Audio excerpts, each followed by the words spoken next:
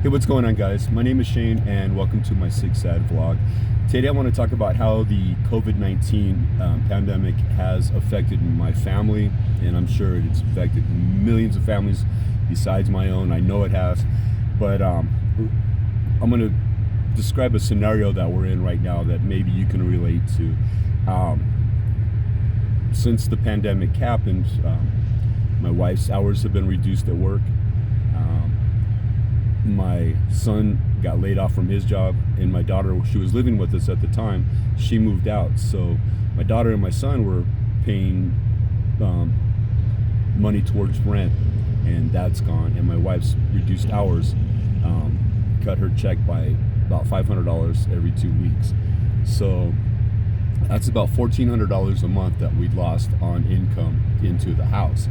And since that happened, I had to contact my credit card companies and my medical bills, the people I pay my medical bills to let them know of our situation. And the credit card companies were accommodating.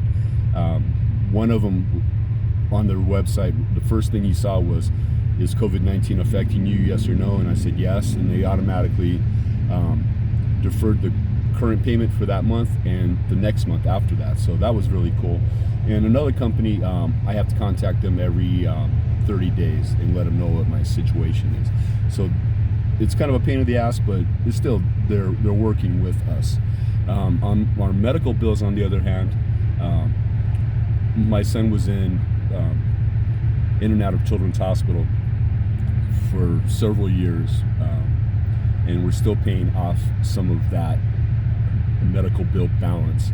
And we still have a balance of about $1,500–$1,600, and we're paying $300 a month just to children's, plus all the other medical bills, because you get the doctors, your emergency rooms, and all that.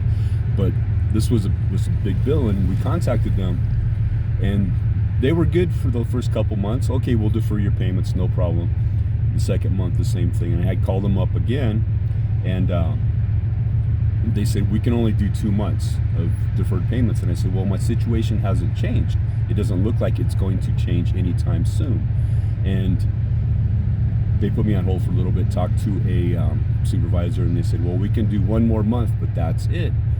And I said, "Okay, well, I hope my situation changes by then, but I don't think it will, because it's already the end." Well, not the end, but we're getting towards the end of June right now.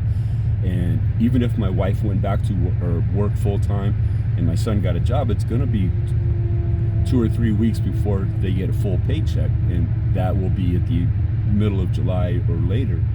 So I'm kind of in a tough spot now, and I imagine most people are in this predicament. I mean, there's still millions of people out of work. People have lost their jobs, that their companies have just disappeared, gone out of business, and many people are probably in the same position I am right now.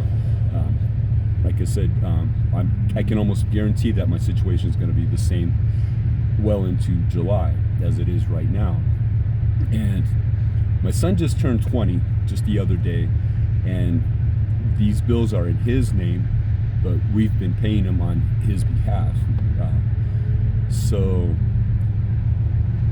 what do? I can't afford that $300 a month, because I said we're almost out $1,400 a month in general, just with what everything has happened.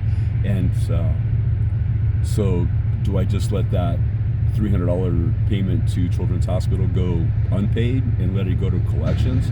Because it's going to be on my son, because it's in his name, and I don't want that to happen. But on the other hand, we can't afford that payment right now.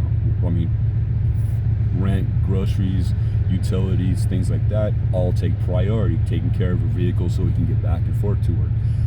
So we're in kind of a tough spot right now, and I imagine if this goes on any longer, my other creditors, my other credit card bills, and my other medical bills, which are all 99% are in my son's name, they're going to start to cut the leniency out and start expecting payments pretty soon, which I understand.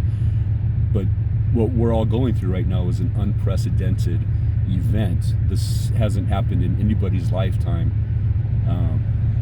what we're going through right now. The economy is slowly picking up, but that doesn't mean it picks up for everybody all at one time. And some people might be out of a job or reduced hours for months on end after this. And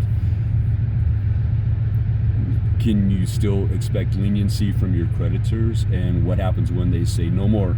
We have to stop it now. We need a payment now. What happens then, and when you don't have that money? And we're kind of looking at that situation right now.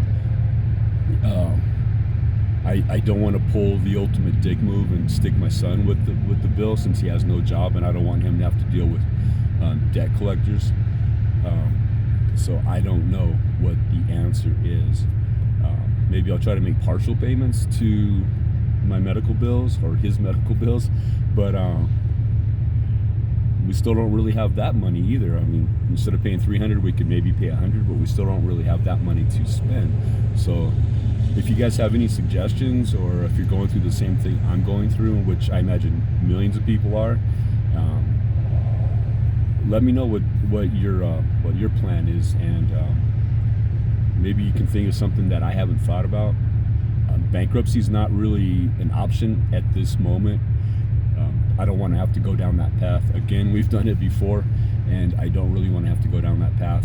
But especially since a good chunk of the debt is in my son's name, we wouldn't be able to get it off our backs, my wife's and my back.